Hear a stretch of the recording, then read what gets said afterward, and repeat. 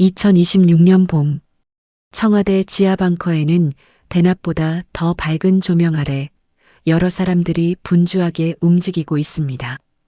그 중심에는 대통령 이도현이 스크린에 집중하고 있습니다. 대한민국이 러시아를 공격하는 건 큰 모험이었습니다.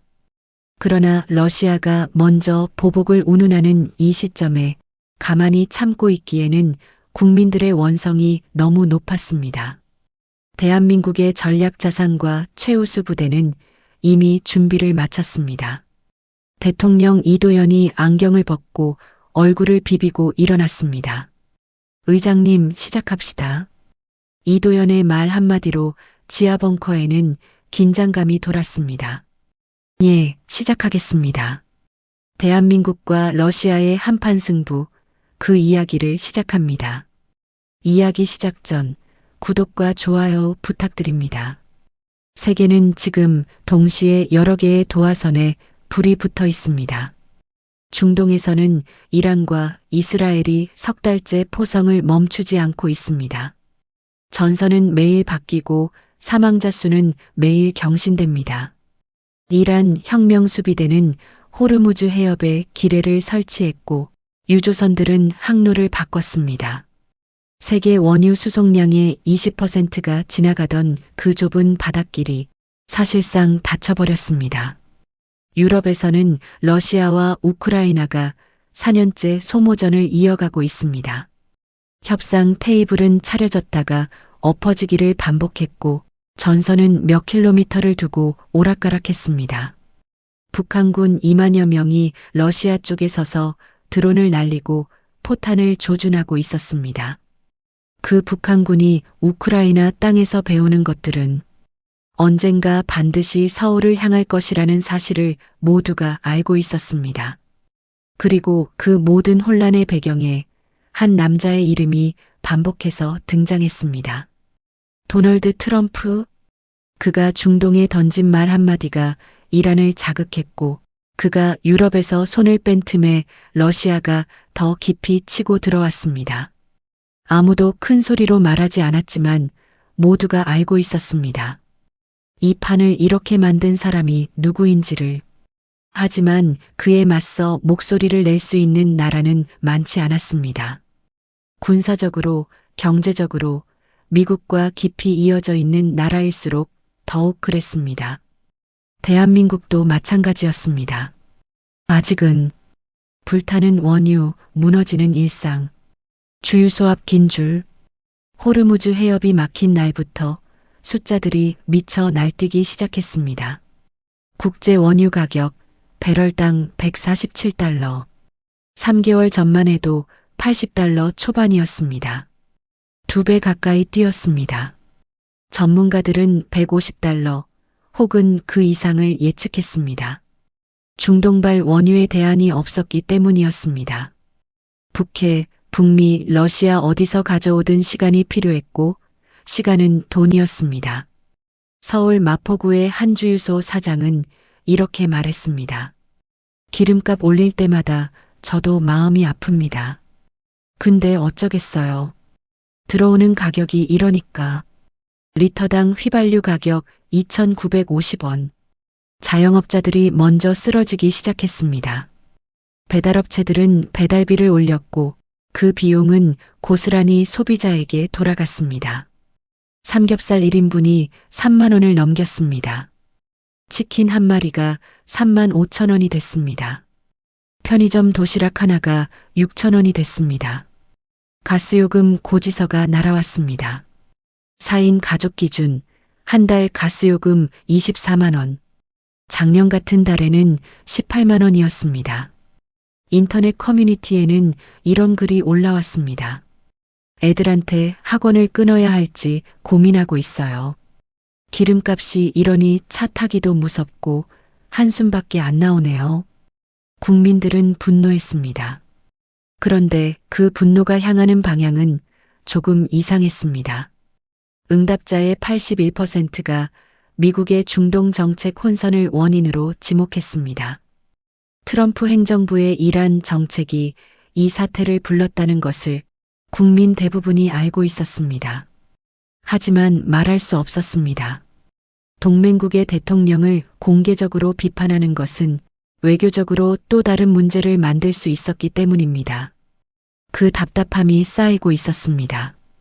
조용히 뜨겁게 3월의 어느 화요일 오전 11시 러시아 외무부 대변인 마리아 자하로바가 카메라 앞에 섰습니다. 그리고 또렷한 목소리로 말했습니다. 한국이 직접적이든 간접적이든 어떤 방식으로든 우크라이나에 무기를 지원한다면 우리는 비대칭 조치를 포함한 보복 권리를 행사할 수밖에 없다. 보복. 대한민국을 향한 공개적이고 노골적인 협박이었습니다. 뉴스는 5분 만에 전국으로 퍼졌습니다. 포털 실시간 검색어 1위가 바뀌었습니다. 러시아 보복 경고. SNS가 들끓었습니다. 야, 이게 말이 됩니까? 걔네가 북한군 2만 명 쓰면서 우리한테 무기 지원하면 보복한다고? 러시아가 북한한테 군사기술 갖다 바치는 건 괜찮고 우리가 우크라이나 돕는 건 보복이냐? 근데 우리가 왜 우크라이나를 지원한다고 생각하지? 분노는 합리적이었습니다. 러시아는 지금 이 순간에도 북한군을 우크라이나 전선에 세워두고 있었습니다. 북한은 그 대가로 러시아로부터 극초음속 미사일 기술, 드론 요격 방공 시스템, GPS 교란 장비, 구축함 설계 자료를 받아가고 있었습니다. 그 기술들이 향하는 곳은 하나였습니다. 서울에서 직선거리 40km. 러시아는 지금 대한민국 안보를 직접 흔드는 북한을 군사적으로 강화시키고 있었습니다. 그러면서 우리에게 보복을 운운하고 있었습니다. 세상에 이런 뻔뻔함이 있었습니다. 청와대 벙커에서는 긴급 대책회의가 열렸습니다. 참석자 모두가 긴장된 얼굴들이었습니다.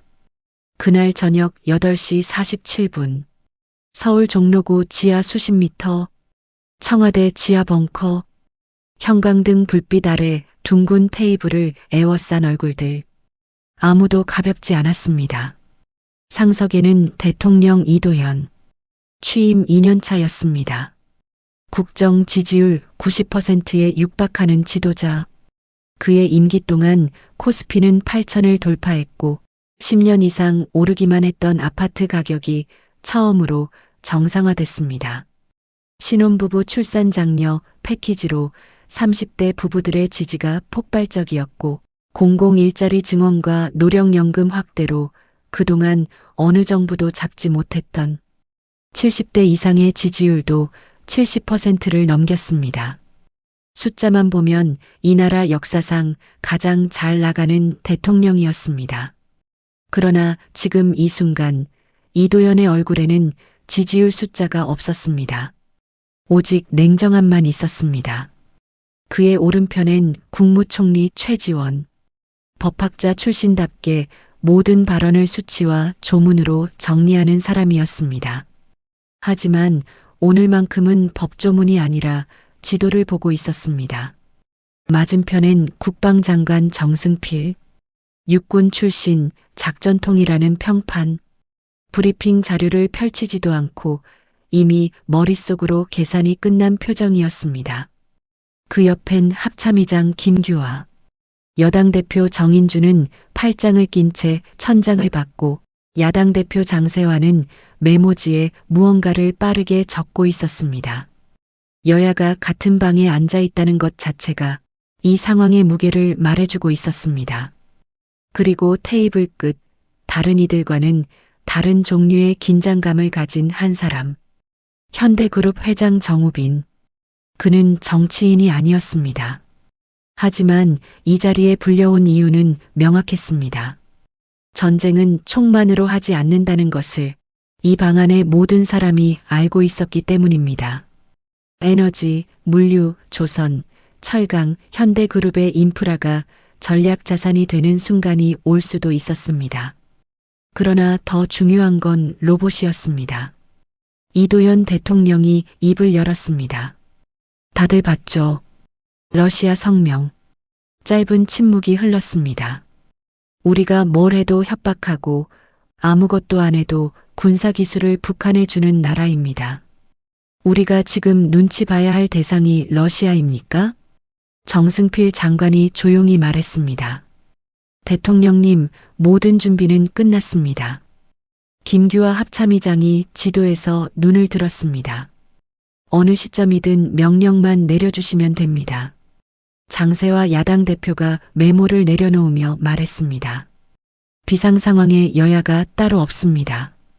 국민이 원하는 게 뭔지 저도 압니다.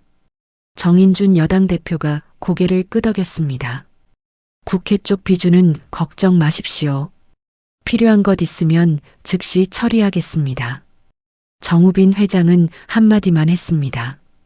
현대는 언제든 움직일 준비가 됩니다. 민간 물류망 필요하시면 말씀만 하세요. 이도현이 테이블 위 지도를 한번 내려다봤습니다.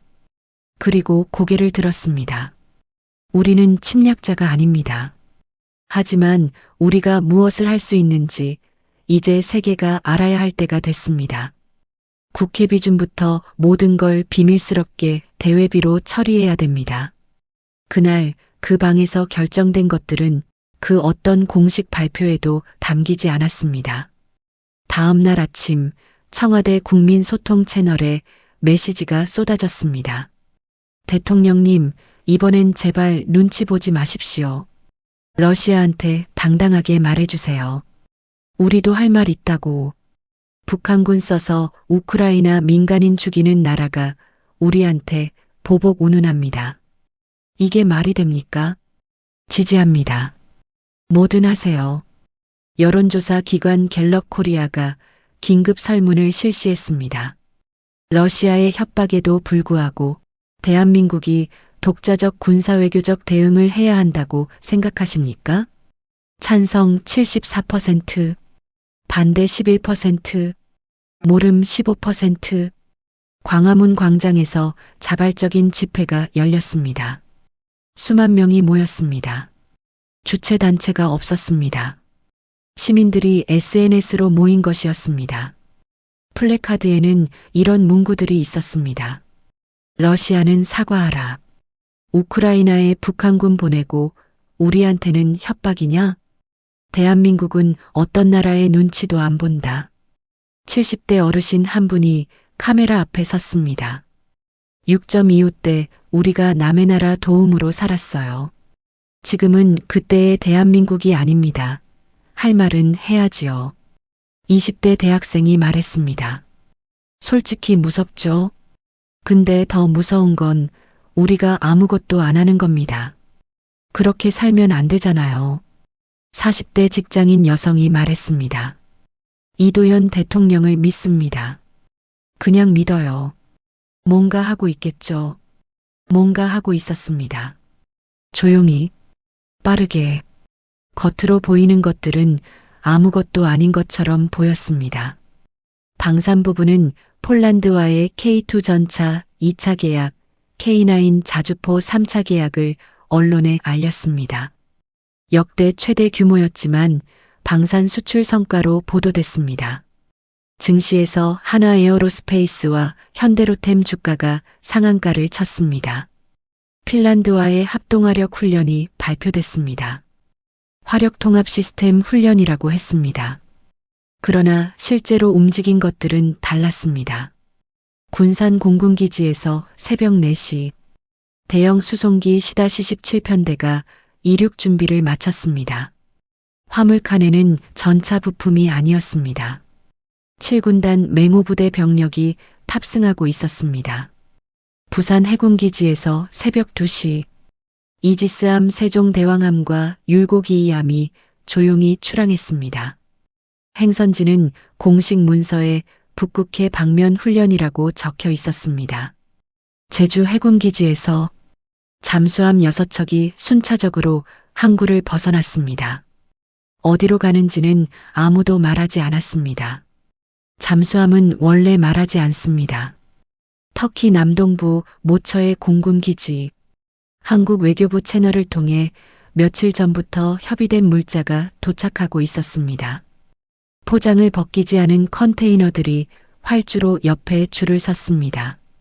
컨테이너에는 번호만 적혀 있었습니다. 그 안에 무엇이 있는지 아는 사람은 극히 제한적이었습니다. 현무 5, 현무 6, 현무 7, 사우디아라비아 공군 기지, 시범 비행 협정 명목으로 KF-21 전투기 편대가 도착했습니다. 사우디 공군 관계자들은 처음에는 형식적인 환영 행사를 준비했습니다. 그러나 KF-21이 처음으로 사막 하늘을 찍고 날아오르자 관계자들의 입이 저절로 열렸습니다. 이게 한국이 만든 겁니까? 핀란드 북부 훈련 기지 7군단 맹호부대 병력이 도착했습니다. 현지 핀란드군 연락 장교들은 한국군의 장비와 움직임을 보며 조용히 긴장했습니다. 훈련이라고 하기엔 너무 실전적이었기 때문입니다. 세계 곳곳에서 대한민국의 전략 자산들이 조용히 자리를 잡아가고 있었습니다. 아무도 몰랐습니다. 아직은 2026년 4월 서울 여의도 윤중로에는 벚꽃이 흐드러졌습니다.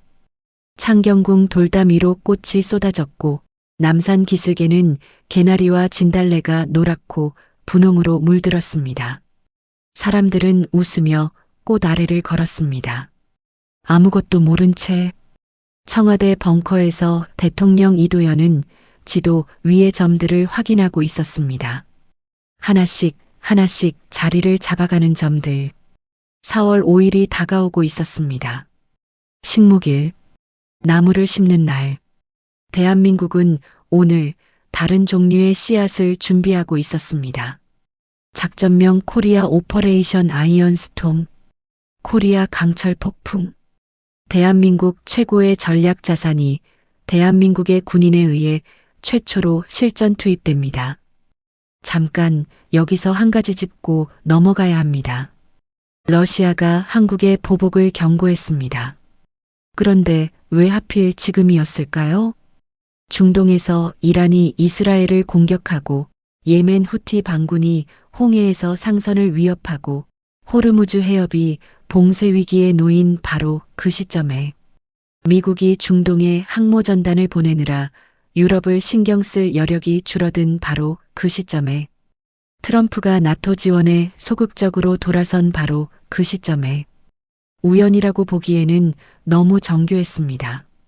청와대 국가안보실이 내린 결론은 단 하나였습니다. 이 판을 짠 사람이 있다. 이란도 후티 반군도 북한도 모두 같은 손에서 움직이고 있었습니다. 그 손의 주인은 바로 블라디미르 푸틴. 미국의 힘을 중동으로 빼돌리고 나토의 시선을 분산시키고 한국을 협박으로 묶어두려는 고도의 다층 전략. 세계가 그 실체를 알아채기 시작할 때쯤 그는 이미 다음 수를 두고 있었습니다. 이도현 대통령이 안보실 보고서 마지막 장을 덮으며 말했습니다. 뿌리를 건드려야 합니다. 아무도 이의를 제기하지 않았습니다. 2026년 4월 5일 식목일 새벽 4시 58분 대한민국이 뿌리를 향해 움직였습니다. 작전 계획서의 첫 페이지에는 이런 문장이 있었습니다. 이란을 타격하면 꼬리를 자르는 것이다. 러시아를 타격하면 머리를 건드리는 것이다. 러시아는 지금 이 순간 세계의 전선에서 동시에 움직이고 있었습니다. 그 첫째가 우크라이나 전선입니다. 북한군 2만여 명을 투입하고 북한제 포탄과 미사일로 우크라이나 민간인을 학살하고 있었습니다. 그 대가로 북한의 극초음속 기술, 드론 설계도, 핵 추진 잠수함 관련 자료를 넘기고 있었습니다. 서울로부터 40km 거리에 있는 나라의 군사력을 직접 키워주고 있었습니다. 둘째는 중동 공작입니다. 이란의 드론 기술과 미사일 부품을 공급하고 후티 반군에게 위성 정보를 제공하며 홍해와 호르무즈 해협의 혼란을 부추기고 있었습니다. 목표는 하나, 미국의 전략 자산을 중동에 묶어두는 것이었습니다. 마지막으로 대한민국을 압박하는 겁니다. 한국이 우크라이나를 지원하지 못하도록 공개 협박을 가하고 북한을 통한 간접 위협을 병행했습니다. 한국을 침묵시켜두면 미국의 동아시아 전력도 묶이는 효과가 있었습니다. 세계의 체스판을 동시에 움직이는 전략. 그 체스판을 엎을 방법은 하나였습니다. 체스판을 놓고 있는 손을 치는 것. 오퍼레이션 아이언 스톰의 표적은 세 곳이었습니다. 첫 번째 표적은 모스크바 인근 군수공업시설 집중지구. 두 번째는 블라디보스토크 태평양 함대 본거지. 세 번째는 동부전선 북한군 지원 보급로 및 시설. 모두 순수 군사시설이었습니다. 민간 시설은 단 하나도 표적 목록에 없었습니다. 작전 개시는 2026년 4월 5일 새벽 5시. 경고는 없었습니다. 예고도 없었습니다. 러시아가 먼저 경고 없이 레드라인을 넘었기 때문입니다. 터키 남동부 모처 공군기지. 사막은 아직 어두웠습니다. 별빛만이 발사대 위를 비추고 있었습니다. 발사통제관 중령 서재민이 헤드셋에 대고 말했습니다. 현무 5 전 표적 조준 완료. 발사대기. 청와대 지하 벙커. 합참의장 김규화가 대통령을 봤습니다. 이도현이 고개를 끄덕였습니다. 말이 없었습니다. 말이 필요 없었습니다. 발사. 불기둥이 사막을 찢으며 솟구쳤습니다. 소리보다 빛이 먼저였습니다. 기술병 하나가 귀마개를 하고도 반사적으로 두 손으로 귀를 막았습니다. 새벽 사막에서 그것은 마치 작은 태양이 폭발하는 것처럼 보였습니다. 현무 5, 탄두 중량 8톤, 별명 괴력의 철퇴, 지하 수십 미터 콘크리트 벙커도 일격에 관통하는 지하 관통 탄도미사일. 러시아 군수공업시설의 핵심 생산 라인은 지하에 있었습니다. 폭격을 대비한 지하시설들. 구소련 시대부터 구축된 깊고 두꺼운 콘크리트 구조물들. 현무 5는 그것을 겨냥해서 만들어진 무기였습니다. 모스크바 인근 군수공업지구 4개의 표적. 그리고 현무 5 4발. 비행시간 약 12분에서 14분. 터키 기지에서 모스크바까지 거리 2200km. 모스크바 인근 4개 군수시설의 지하구역이 순차적으로 무너졌습니다. 모스크바 시내 창문들이 흔들렸습니다. 주민들이 잠에서 깼습니다. 새벽 공기 속에서 연기가 올라왔습니다. 러시아 국방부 당직실에서 전화기가 동시에 울렸습니다. 당직 장교 대령 알렉세이 볼코프가 화면을 보며 말했습니다. 폭발 원인 파악하라, 당장. 원인은 금방 파악됐습니다. 그러나 파악됐을 때는 이미 현무6가 출발한 뒤였습니다. 소리보다 먼저 레이더보다 빠르게 새벽 하늘을 가르고 사라졌습니다. 현무 5의 타격이 완료되기도 전에 두 번째 명령이 내려졌습니다. 현무6 전 표적 조준 완료. 발사대기. 발사. 현무6 최고속도 마하 10의 극초음속 탄도미사일. 음속의 10배로 소리보다 먼저 도착합니다. 레이더가 잡아도 요격할 수 있는 시간이 없습니다. 러시아의 방공망은 세계 최강이라고 불렸습니다. 수십 년 동안 갈고 닦은 다층 방어 시스템. 그들은 자국 영토가 이런 식으로 타격받을 것이라고는 생각하지 않았습니다.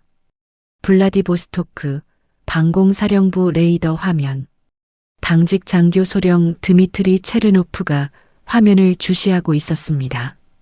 새벽 4시 9분. 태평양 방면에서 고속 물체가 감지됐습니다. 속도 확인하라. 마하 10이었습니다. 그는 경보 버튼을 눌렀습니다. 그러나 경보음이 울리기 전에 충격파가 먼저 왔습니다. 표적 목록은 6곳으로 블라디보스토크 지휘통제시설 및 탄약고와 경납고, 연해주 이스칸데르 발사대 집결구역, 하바롭스크 군사 물류 허브였습니다. 현무6 6발. 비행시간 평균 8분. 블라디보스토크가 흔들렸습니다. 태평양함대 본부 지휘시설이 사라졌습니다. 지하 잠수함 기지 입구가 붕괴됐습니다. 공군 기지 경납고 3동이 화염에 휩싸였습니다. 하바롭스크 물류 창고에서 탄약 유폭이 일어났습니다. 그 폭발은 반경 5km에서 보였습니다. 러시아 태평양함대 당직 장교 대령 파벨 루자예프가 외부 통신을 시도했습니다. 모스크바 응답하라. 모스크바 응답하라. 모스크바는 응답하지 않았습니다. 모스크바도 같은 시간에 화면을 보고 있었기 때문입니다. 크렘린 안보 상황실. 전화기들이 일제히 울리고 있었습니다. 푸틴의 측근 니콜라이 파트루셰프가 화면을 보며 말했습니다. 어디서 온 거냐? 분석관이 30초 만에 답했습니다. 탄도 패턴과 전자신호 특성상 한국 현무 계열입니다. 파트루셰프가 천천히 고개를 들었습니다. 한국이? 침묵이 흘렀습니다. 그 침묵을 깬 것은 세 번째 타격이었습니다. 1단계 현무5 타격 완료. 2단계 현무6 타격 완료. 러시아 방공망 부분 마비. 이제 하늘이 열렸습니다. 현무3분 전 표적 동시 발사. 개시. 현무3분은 광역 정밀 타격 시스템을 갖춘 다탄두 분리형 탄도미사일입니다. 하나의 미사일이 상공에서 분리되며 수십 개의 자탄이 쏟아집니다. 각 자탄은 독립 유도됩니다. 한 발로 수십 개의 표적을 동시에 처리합니다. 이름 그대로 강철 폭풍. 하늘에서 불꽃이 분산되는 그 순간 위성 카메라에는 마치 꽃이 피는 것처럼 보였습니다. 무궁화의 나라가 심은 다른 종류의 꽃이었습니다. 현무3분의 표적이 정해졌습니다. 모스크바 군수공업지구 2차 타격. 블라디보스토크 및 연해주 2차 타격. 동부전선 북한군 지원 보급로 타격. 블라고베센스크 군사 물류기지 타격. 현무3분 5발.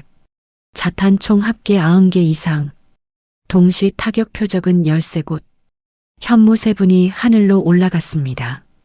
상공에서 갈라졌습니다. 강철 폭풍이 쏟아지기 시작했습니다. 모스크바 외곽에서 연쇄 폭발음이 울렸습니다. 블라디보스토크 항구에서 불기둥이 솟았습니다. 연해주 군사시설에서 2차 폭발이 이어졌습니다. 두만강 국경 인근에서 보급 창고가 화염에 휩싸였습니다. 러시아 국방부 상황실의 지도 화면에서 붉은 점들이 동시에 켜지기 시작했습니다. 당직 장교 볼코프가 지도 화면을 보며 말했습니다. 모스크바, 블라디보스토크, 하바롭스크, 우수리스크, 블라고베센스크. 그는 말을 멈췄습니다. 화면 위에 붉은 점이 너무 많았습니다. 현무 3종 세트. 1단계부터 3단계까지. 완료 시간 05시 39분. 소요 시간 39분. 민간 피해. 없음. 아군 피해. 없음. 같은 시각 핀란드 국경선 근처. 러시아 국경까지는 수미터도 안 되는 짧은 거리. 새벽 안개 속에서 엔진 소리가 울렸습니다. 7군단 맹호여단 여단장 박도진 준장이 무전기를 들었습니다. 맹호 전진. K2 흑표 전차 18문이 일제히 포탑을 정면으로 향한 채 출발했습니다. 60톤 강철 덩어리들이 대열을 이루며 새벽 안개를 가르는 소리는 수 킬로미터 밖까지 울렸습니다.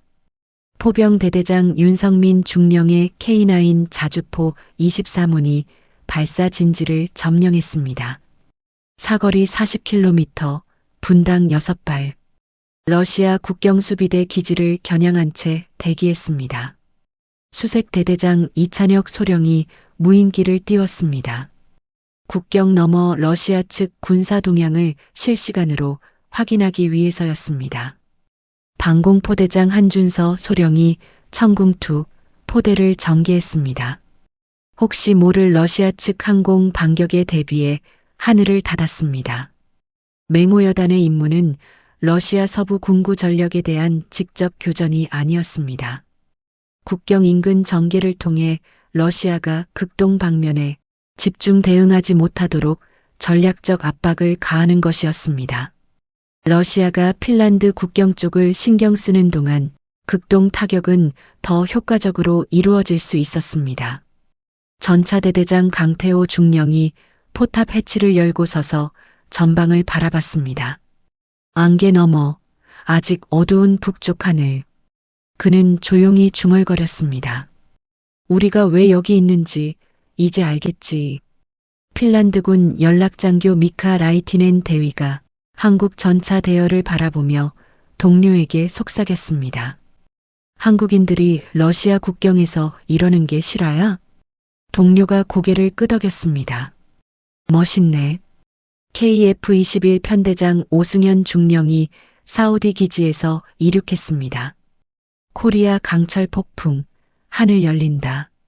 KF-21 8기가 페르시아만 상공을 벗어나 북동 방향으로 기술을 틀었습니다. 대기 임무였습니다. 러시아가 중동 방면 자산을 움직이면 즉각 대응할 준비였습니다. 하지만 러시아 중동 자산은 움직이지 않았습니다. 이미 블라디보스토크 지휘 계통이 두절된 상황이었습니다. 북극해 방면의 이지스함 세종대왕함과 율곡이이함이 계속 항로를 유지하고 있었습니다.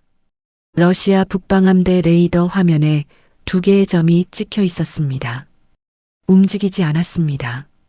그러나 존재했습니다. 그것만으로 충분했습니다. 러시아 북방함대 당직 사관이 상관에게 보고했습니다. 한국 이지스함 2척 현재 위치 유지 중입니다. 적대적 행동 없음. 하지만 미동도 없습니다. 그냥 거기 있습니다. 상관이 그 말을 되씹었습니다. 잠수함 6척은 어디에 있는지 아무도 몰랐습니다. 러시아 해군도 미국 해군도 그것이 전략이었습니다. 보이지 않는 것이 때로는 보이는 것보다 강합니다. 2026년 4월 5일 05시 52분 CNN 속보 자막이 바뀌었습니다. 모스크바와 블라디보스톡 인근 러시아 군수산업시설에서 동시다발적 폭발 발생. 2026년 4월 5일 06시 08분 BBC 한국 미사일 신호 포착, 러시아 태평양 함대 사령부 피격. 로이터 한국 러시아 군사시설에 정밀 타격 실시, 민간인 사상자 없어. 알자지라 러시아 블라디보스토크와 모스크바 교외에서 대규모 폭발. 러시아 국방부 공식 반응 없음. 워싱턴 DC 미국 국가안보국 NSA 상황실 분석관 제니퍼 클라크가 화면에서 눈을 들며 말했습니다. 대한민국입니다. 현무, 세 종류 전부 확인됩니다. 한국이 러시아를 직접 쳤다고 군사시설만 타격했습니다. 민간 피해는 없습니다. 표적 선정이 매우 정밀합니다. 침묵이 흘렀습니다. 지금 당장 대통령한테 보고해야 해. 아직 한 가지 더 있습니다. 뭔데? 북한군 지원 보급로도 타격됐습니다. 두만강 국경 인근 러시아에서 북한으로 가는 군사기술 자재 환적 시설입니다. 상관이 잠시 눈을 감았습니다. 한국이 북한 문제까지 한 번에 건드렸군. 같은 시각 도쿄 방위성 상황실 방위상이 참모에게 말했습니다. 현무 세 분이 보급로를 타격했다고? 두만강 쪽을? 네. 북한으로 향하는 러시아 군사기술 이전 시설입니다. 방위상이 창밖을 봤습니다. 한국이 우리가 못한 걸 했네. 베이징 중나라의 상황실 고위 관료가 보고서를 읽으며 말했습니다. 러시아 극동 군사시설 복수 타격, 북한 보급로 차단, 민간 피해 없음. 이게 맞아? 위성 영상으로 확인됐습니다. 관료가 보고서를 내려놓으며 말했습니다. 북한에 연락해라. 상황 파악하라고. 평양 조선인민군 총참모부. 두만강 인근 보급시설이 타격됐다는 보고가 들어왔습니다. 김정은의 반응은 알려지지 않았습니다. 그러나 그날 이후 북한군은 러시아 쿠르스크 전선에서 전진을 멈췄습니다. 크렘린궁, 푸틴의 집무실, 파트루셰프가 최종 보고서를 올렸습니다. 모스크바 인근 군수시설 4곳, 블라디보스토크 태평양함대 관련 시설 6곳, 연해주 군사기지 3곳, 북한 지원 보급로 4곳, 총 17개 시설 피격 확인. 민간 피해 없음. 아군 피해 확인 중. 푸틴이 창밖을 봤습니다. 모스크바의 아침이 밝아오고 있었습니다. 도시 외곽에서 연기가 피어오르고 있었습니다. 그는 오랫동안 아무 말도 하지 않았습니다. 각하, 반격 명령을 내려주십시오. 반격, 어디를? 한국에 보복해야. 핀란드 국경에 한국 정예부대가 사우디 공군기지에 KF-21 전투기가 북해함대 쪽에는 이지스함이 그들의 잠수함은 어디 있는지도 모르는데 그래도 푸틴이 돌아섰습니다. 한국이 먼저 우리한테 경고했던가? 없었습니다. 우리가 한국한테 먼저 보복 경고를 했던가? 파트루셰프가 대답하지 않았습니다. 푸틴이 창밖을 보며 낮은 목소리로 중얼거렸습니다. 민간 피해가 없어. 그 말이 무엇을 의미하는지 파트루셰프는 알았습니다. 민간 피해가 없다는 것은 한국이 의도적으로 제어했다는 뜻이었습니다. 반격을 유도하지 않겠다는 신호이기도 했습니다. 확전을 원하지 않는다는 메시지였습니다. 그러나 동시에 원하면 더 할 수 있다는 경고이기도 했습니다. 러시아 외무부는 그날 오후 성명을 냈습니다. 대한민국의 일방적 군사 행동을 강력히 규탄한다. 단 민간 시설에 대한 피해가 없었음을 확인한다. 향후 외교적 채널을 통해 이 문제를 논의할 것이다. 보복 선언이 없었습니다. 세계가 그 성명을 읽으며 같은 생각을 했습니다. 러시아가 물러섰다. 테헤란, 이란 최고 지도자 집무실 보좌관이 보고했습니다. 한국이 러시아 군수시설을 타격했습니다. 17개 거점. 그리고 북한으로 향하는 러시아 군사기술 보급로도 차단됐습니다. 최고 지도자는 잠시 침묵했습니다. 러시아 반응은 외교 채널 논의 언급뿐입니다. 반격은 없습니다. 최고 지도자가 손을 들어 보좌관을 나가게 했습니다. 혼자 남은 그가 창밖을 봤습니다. 이란에 드론을 공급하고 위성 정보를 제공하며 든든한 후원자를 자처하던 러시아가 한국의 타격에 외교 채널 운운하며 물러섰습니다. 그 의미를 모를 지도자가 아니었습니다. 이란은 그날 오후 호르무즈 해협 기뢰 제거 작업을 시작했습니다. 공식 발표는 없었습니다. 그냥 시작했습니다. 평양 조선인민군 총참모부 보고서가 올라왔습니다. 두만강 인근 보급시설 4곳 피격. 러시아로부터 들어오는 군사기술 자재 환적 루트 차단. 피해 규모 파악 중. 총참모부 회의실은 그날 오래도록 침묵했습니다. 북한군 쿠르스크 전선 지휘관에게 명령이 내려왔습니다. 현 진지 유지, 전진 보류. 이유는 설명되지 않았습니다. 모두가 이유를 알고 있었기 때문입니다. 합참의장 김규하가 보고서를 들고 대통령 앞에 섰습니다. 대통령님, 최종 보고 드립니다. 현무 3종의 타격으로 모스크바 인근 군수시설 4곳, 블라디보스토크 태평양함대 관련 시설 6곳, 연해주 군사기지 3곳, 북한 지원 보급로 4곳, 타격 완료. KF-21 편대 임무 완료. 전원 귀환. 맹호여단 전원 이상 없음. 해군 전력 이상 없음. 아군 피해 제로. 상대국 민간 피해 제로입니다. 오퍼레이션 아이언 스톰 작전 종료합니다. 벙커 안에서 박수 소리가 났습니다. 정승필 장관이 안경을 고쳤으며 눈을 비볐습니다. 최지원 총리가 의자 등받이에 기댔습니다. 야당 대표 장세화가 메모지를 덮었습니다. 정우빈 회장이 테이블을 조용히 두드렸습니다. 이도현 대통령이 물었습니다. 민간 피해 최종 확인됐습니까? 표적 선정 단계에서 민간 구역 전면 제외 확인됐습니다. 민간 피해 없습니다. 이도현이 눈을 감았습니다. 길게 숨을 내쉬었습니다. 러시아 성명 나왔습니다. 반격보다 외교 채널을 언급했습니다. 예상했습니다. 이란이 호르무즈 해협 길의 제거를 시작했다는 보고도 들어왔습니다.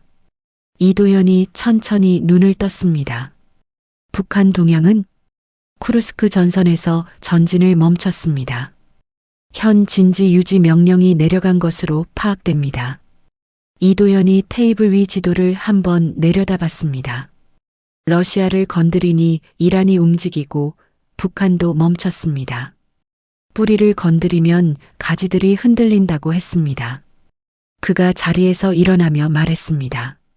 우리는 먼저 레드라인을 넘은 게 아닙니다. 우리는 레드라인을 넘은 자에게 정확히 대응했습니다. 민간인은 건드리지 않았습니다. 확전을 원하지 않았습니다. 하지만 우리가 무엇을 할 수 있는지는 분명히 보여줬습니다. 그는 잠깐 멈췄다가 덧붙였습니다.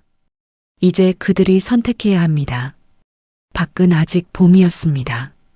서울거리엔 개나리가 노랗게 물들어 있었고 진달래가 산자락을 분홍으로 덮고 있었습니다. 벚꽃잎이 바람에 흩날렸습니다. 식목일. 오늘 대한민국이 심은 것은 나무가 아니었습니다.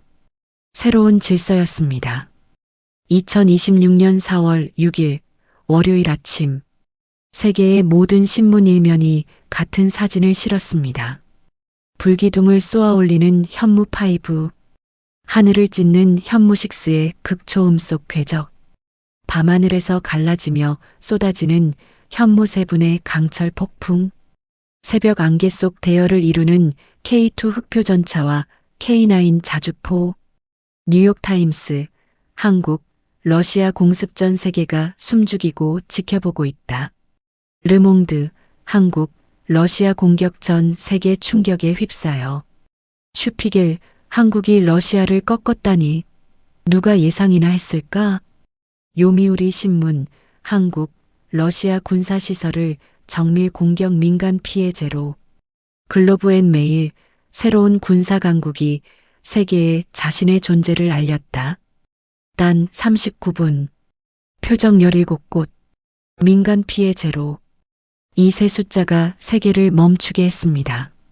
그 충격의 이름은 코리아 오퍼레이션 아이언 스톰이었습니다. 코리아 강철 폭풍.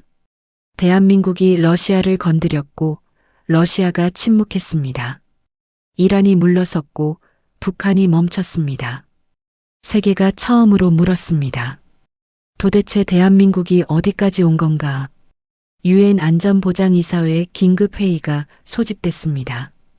회의장 분위기는 예상과 달랐습니다. 대한민국을 규탄하는 성명이 나올 것으로 봤습니다. 러시아가 반격 선언을 할 것으로 전망했습니다. 그러나 실제로 벌어진 일은 달랐습니다. 영국 대사가 먼저 발언했습니다. 대한민국은 순수 군사시설만을 정밀 타격했습니다. 민간 피해가 없다는 사실은 이번 작전의 신중함을 증명합니다.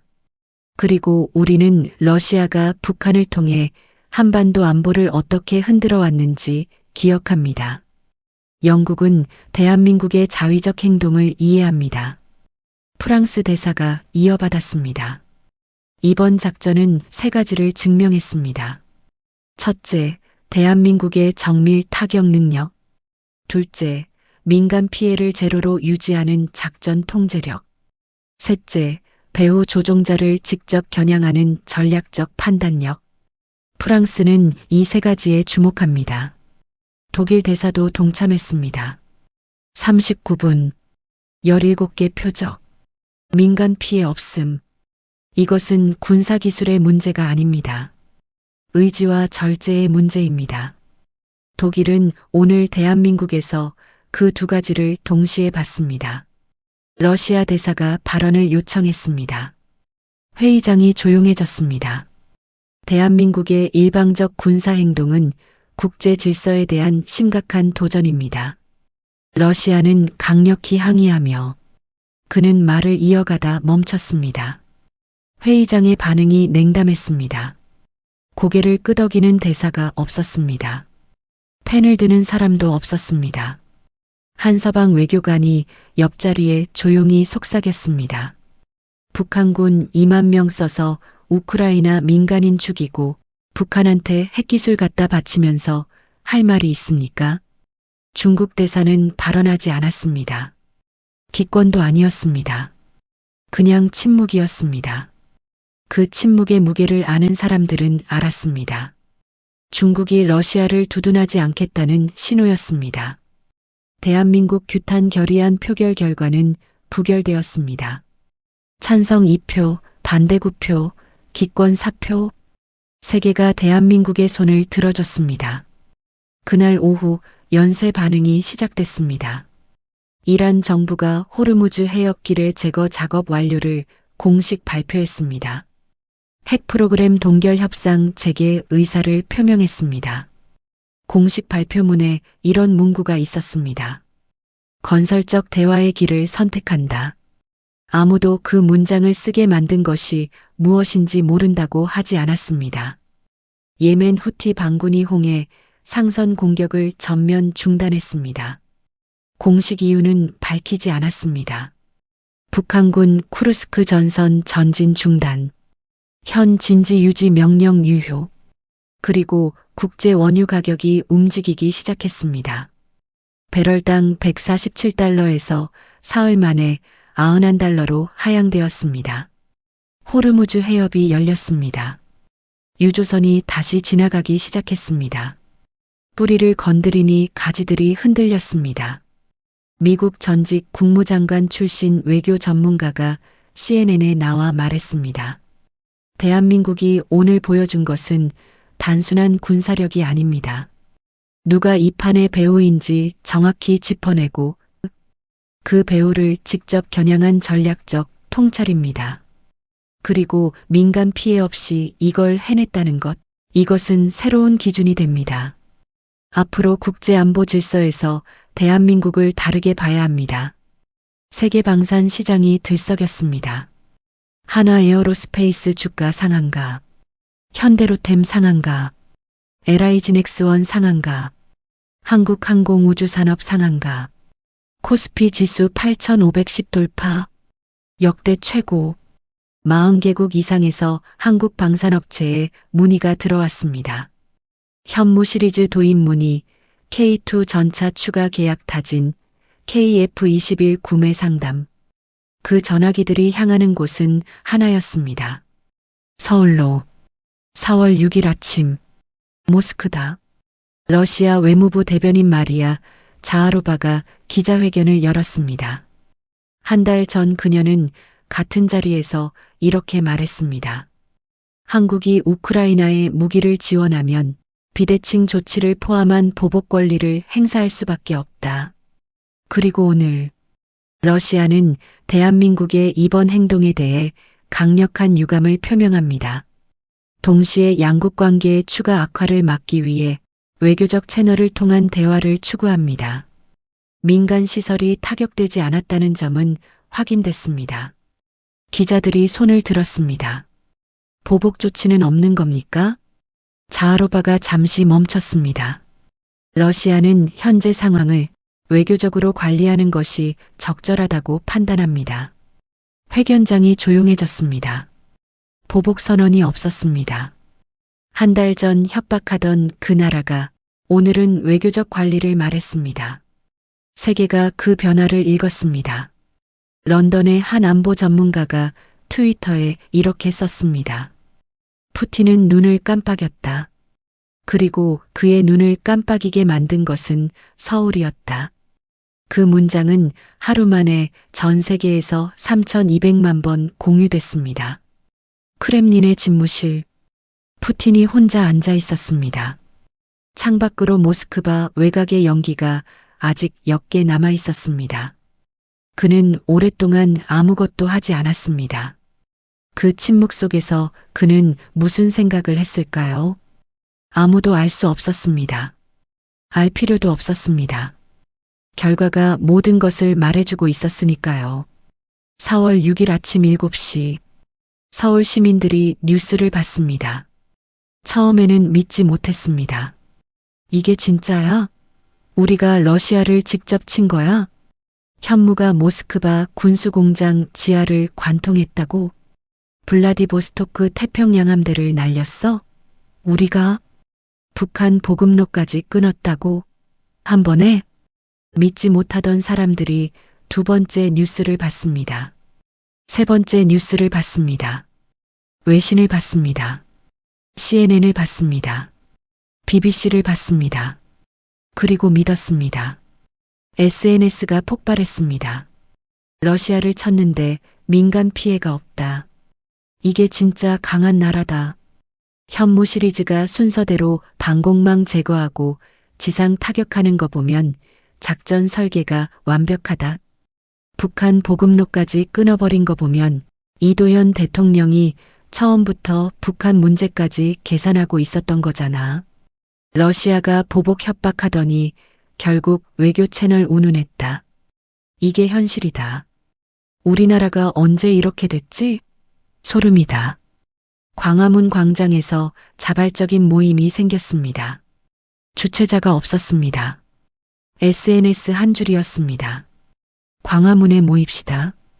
그게 전부였습니다. 오전 9시 3,000명이 모였습니다. 오후 1시 6만 명을 넘겼습니다. 저녁 무렵에는 10만 명이었습니다. 경찰이 교통을 통제했습니다. 지하철 추가 편성을 요청했습니다. 이태원, 강남, 노원, 인천, 서울 전역에서 사람들이 광화문으로 모였습니다. 경찰관 한 명이 무전으로 보고했습니다. 집회가 아닙니다. 그냥 사람들이 모여 있어요. 구호도 없고 플래카드도 없어요. 그냥 모여서 울고 있습니다. 울고 있었습니다. 기쁨의 눈물이었습니다. 70대 어르신이 태극기를 꺼냈습니다. 다음 사람도 꺼냈습니다. 어느새 광화문 광장이 태극기 물결이 됐습니다. 누가 하자고 한 게 아니었습니다. 저절로 됐습니다. 기자가 시민들에게 마이크를 들이밀었습니다. 80대 어르신이 말했습니다. 6.25 때 우리가 남의 나라 도움으로 살았어요. 이제 우리가 힘이 생겼으니 오른편에 서야지요. 그게 대한민국 아닙니까? 그리고 러시아가 북한한테 갖다 바치던 기술기를 끊었다잖아요. 그게 제일 통쾌했어. 20대 대학생이 말했습니다. 솔직히 무섭기도 했어요. 근데 더 무서운 건 우리가 아무것도 안 하는 거잖아요. 이도현 대통령이 그걸 알고 있었던 것 같아요. 그냥 믿고 싶어요. 40대 직장인 남성이 말했습니다. 현무 시리즈가 뭔지 몰랐어요. 오늘 처음 알았어요. 이걸 우리나라가 만들었다고. 근데 더 놀라운 건 이걸 쓸 결단을 했다는 거잖아요. 초등학생 딸을 어깨에 올린 30대 아버지가 말했습니다. 얘한테 보여주고 싶었어요. 대한민국이 어떤 나라인지, 무서운 나라가 아니라 옳은 일을 하는 나라라는 걸. 그날 밤 한강 다리들에서 불꽃이 올라갔습니다. 누가 신청한 게 아니었습니다. 시민들이 자비로 쐈습니다. 원효대교에서, 한강대교에서, 성수대교에서, 서울의 밤하늘이 오래도록 밝았습니다. 4월 7일 오전, 여론조사 결과가 나왔습니다. 대통령 이도현 국정 지지율 97.3%, 대한민국 헌정 역사상 최고 기록이었습니다. 야당 지지층에서도 92%가 이번 결정을 지지했습니다. 20대 94%, 전통적으로 야당 지지 연령이던 60대 이상 97%, 40, 50대에서는 98%였습니다. 여론조사 기관 관계자가 말했습니다. 이런 숫자는 처음입니다. 이 정도는 단순한 지지가 아닙니다. 국민이 대통령과 같은 곳을 보고 있다는 뜻입니다. 이도현 대통령이 청와대 브리핑룸에 섰습니다. 평소보다 조금 피곤해 보였습니다. 그러나 목소리는 흔들리지 않았습니다. 대한민국은 침략하지 않습니다. 우리는 먼저 싸움을 걸지 않습니다. 그러나 우리의 안보가 위협받고 우리 국민의 일상이 무너지고 그 배후에 누가 있는지 명확할 때 우리는 행동합니다. 이번이 그런 순간이었습니다. 그리고 우리는 민간인을 건드리지 않았습니다. 확전을 원하지 않았습니다. 우리는 정확하게, 최소한으로, 그러나 분명하게 했습니다. 기자가 손을 들었습니다. 러시아가 보복선언을 하지 않은 것에 대해서는 어떻게 보십니까? 이도현이 잠깐 미소를 지었습니다. 러시아가 현명한 선택을 한 겁니다. 브리핑룸에서 웃음이 터졌습니다. 북한 보급로를 동시에 타격한 것은 처음부터 계획이었습니까? 러시아를 건드리는 것과 북한 문제는 분리할 수 없습니다. 러시아가 북한의 군사기술을 넘기는 루트를 그냥 두고 러시아만 건드리는 것은 반쪽짜리 대응입니다. 우리는 처음부터 그 연결을 끊는 것을 목표로 했습니다. 중국의 반응에 대해서는요? 중국은 유엔에서 침묵했습니다. 그 침묵이 답입니다. 중국도 이 판을 읽고 있습니다. 기자회견이 끝나고 청와대 앞에 시민들이 모였습니다. 이도현 대통령이 차를 타고 나가는 길에 창문을 내렸습니다. 시민들이 손을 흔들었습니다. 그도 손을 흔들었습니다. 그 장면을 찍은 영상이 유튜브에서 하루 만에 2,400만 뷰를 기록했습니다. 4월 12일 일요일. 이른 아침 성남 서울공항. 전날 밤부터 사람들이 모이기 시작했습니다. 정부가 행사를 기획한 게 아니었습니다. 시민들이 알아서 왔습니다. SNS에 올라온 한 문장이 전부였습니다. 우리 군인들이 돌아옵니다. 가서 맞이합시다. 새벽 2시에 이미 1만 명이 공항 인근을 메우고 있었습니다. 새벽 4시에 3만 명, 아침 6시에 7만 명이 됐습니다. 지하철 첫 차보다 먼저 와서 기다린 사람들이었습니다. 택시를 잡지 못해 걸어온 사람들이었습니다. 아침 6시 30분, 하늘에서 소리가 들렸습니다. KF-21 편대가 먼저 돌아왔습니다. 8대가 V자 편대를 이루며 서울 하늘을 가로질렀습니다. 저공 비행이었습니다. 한강 위를 지나 광화문 위를 지나 여의도 위를 지났습니다. 거리에서 사람들이 하늘을 올려다봤습니다. 아무도 말하지 않았습니다. 그냥 봤습니다. 편대장 오승현 중령의 KF-21이 활주로에 먼저 내렸습니다.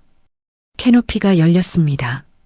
그가 내리는 순간 7만 명의 함성이 터졌습니다. 오승현 중령은 활주로 위에서 잠깐 멈췄습니다. 그리고 하늘을 한번 올려다봤습니다. 그 표정을 기자의 카메라가 담았습니다. 다음 날 전 세계 신문 일면을 장식한 바로 그 사진이었습니다. 수송기 램프가 내려왔습니다. 맹호여단 병사들이 내렸습니다. 여단장 박도진 준장이 맨 앞에 섰습니다. 그의 뒤로 전차대대장 강태호 중령, 포병대대장 윤성민 중령, 수색대대장 이찬혁 소령, 방공포대장 한준서 소령이 차례로 섰습니다. 공항 울타리 너머 군중에서 구호가 터졌습니다. 맹호, 맹호, 맹호. 그 구호가 물결처럼 퍼졌습니다. 7만 명이 함께 외쳤습니다. 이찬혁 소령이 옆에 부하를 봤습니다. 들려? 부하 하사 한 명이 헬멧을 벗고 눈물을 닦으며 고개를 끄덕였습니다. 강태호 중령이 활주로 위에 서서 군중을 바라봤습니다. 수만 개의 태극기가 흔들리고 있었습니다. 그는 핀란드 기지에서 새벽 안개 속에 출발하던 그 순간을 떠올렸습니다. K2 흑표 18대를 이끌고 전진 명령을 받던 그 순간과 지금 이 순간을. 잘했다. 인천 해군기지. 이지스함 세종대왕함이 천천히 부두에 접안했습니다. 부두에도 사람들이 모여 있었습니다. 현수막 하나가 걸려 있었습니다. 대한민국 해군 수고했습니다. 우리가 기다렸습니다. 함장 대령 한재훈이 갑판 위에 서서 그 현수막을 봤습니다. 그는 북극해에서 며칠을 보냈습니다. 러시아 북방함대 레이더에 찍히면서 움직이지 않고 그냥 존재하는 것이 임무였던 그 시간을 그는 부두에 서 있는 사람들에게 거수 경례를 했습니다. 군중에서 박수가 터졌습니다. 잠수함들이 차례로 귀향했습니다. 잠수함 승조원들은 조용히 내렸습니다. 잠수함은 원래 말하지 않습니다. 어디 갔는지도 말하지 않습니다. 무엇을 했는지도 말하지 않습니다. 그러나 부두에는 사람들이 있었습니다. 한 잠수함 함장이 부두에 내려서는 순간 아이 하나가 울타리 너머에서 소리쳤습니다. 아저씨, 고마워요. 함장이 그 아이를 봤습니다. 그리고 웃었습니다. 그 웃음을 본 사람들은 오랫동안 잊지 못했습니다. 정부는 공식 환영 퍼레이드를 계획하지 않았습니다. 필요 없었습니다. 시민들이 알아서 했습니다. 성남공항에서 광화문까지 이어지는 도로에 자발적으로 사람들이 늘어섰습니다. 꽃을 들고, 태극기를 들고, 아이들을 어깨에 올리고, 할머니들은 손수 만든 현수막을 들고 나왔습니다. 장병들을 태운 차량이 그 도로를 지나갔습니다. 사람들이 꽃을 던졌습니다. 노란 개나리꽃이 차 위에 쌓였습니다. 분홍 진달래가 흩날렸습니다. 벚꽃잎이 섞여 떨어졌습니다. 봄의 모든 꽃이 그날 장병들 위에 쏟아졌습니다. 강태호 중령이 차창 밖으로 손을 내밀었습니다. 한 시민이 그 손을 잡았습니다. 두 사람은 잠깐 서로를 봤습니다. 아무 말이 없었습니다. 아무 말이 필요하지 않았습니다.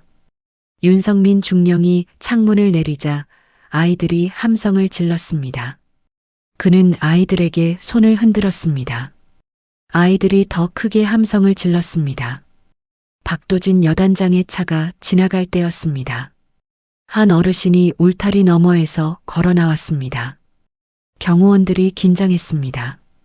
그러나 어르신은 멈춰 서서 두 손을 모으고 고개를 깊이 숙였습니다. 깊은 감사의 표시였습니다. 박도진 여단장이 차 문을 열고 내렸습니다. 그리고 그 어르신에게 거수 경례를 했습니다. 그 장면을 찍은 사진이 SNS에서 4,800만 번 공유됐습니다. 오승현 중령의 차가 지나갈 때 누군가가 외쳤습니다. 코리아 강철 폭풍. 그 말이 도로 전체로 퍼졌습니다. 코리아 강철 폭풍. 코리아 강철 폭풍. 오승현 중령이 창문을 내리고 손을 들었습니다. 군중이 더 크게 외쳤습니다. 그날 저녁 한강 다리 위에서 다시 불꽃이 올라갔습니다. 원효대교, 한강대교, 동작대교, 성수대교 동시에 서울 하늘이 붉고 금빛으로 물들었습니다. 사람들이 한강변에 앉아 그 불꽃을 바라봤습니다. 아무도 서두르지 않았습니다. 그냥 봤습니다. 그 봄을, 그 하늘을, 그 나라를. 작전 시간 39분. 그리고 그 39분이 만들어낸 것들. 러시아의 보복 협박이 사라졌습니다. 이란이 호르무즈 해협을 열었습니다. 북한군이 전진을 멈췄습니다. 국제 원유가가 반토막 났습니다. 주유소 앞줄이 사라졌습니다. 코스피가 8,500을 넘겼습니다. 세계 40개국이 방산 협력을 요청했습니다. 그리고 가장 중요한 것, 러시아에서 북한으로 향하던 군사기술 보급로가 끊겼습니다. 서울에서 40km 떨어진 나라가 받아가던 것들이 멈췄습니다. 세계는 처음으로 알았습니다. 현무가 무엇인지, 맹호가 무엇인지, K2 흑표가 무엇인지, KF-21이 무엇인지, 그리고 대한민국이 어디까지 왔는지를 한 외신 기자가 서울 한강변에서 카메라를 켜고 말했습니다. 오늘 서울에 와 있습니다. 사람들이 웃고 있습니다. 꽃을 들고 있습니다. 군인들이 돌아오는 길에 꽃을 던지고 있습니다. 이 나라는 전쟁을 원하지 않았습니다. 하지만 전쟁이 오면 끝낼 수 있다는 것을 이제 세계가 알았습니다. 그리고 이 나라 사람들은 오늘 그것을 알면서도 꽃을 들고 나왔습니다. 그 영상은 세계에서 가장 많이 공유된 영상이 됐습니다. 강한 나라는 전쟁을 원하지 않는다. 다만 전쟁이 일어나면 끝낼 준비가 다 되어 있다. 평화를 원한다면 전쟁을 준비하라. 대한민국은 이제 더 이상 조용한 나라가 아닙니다.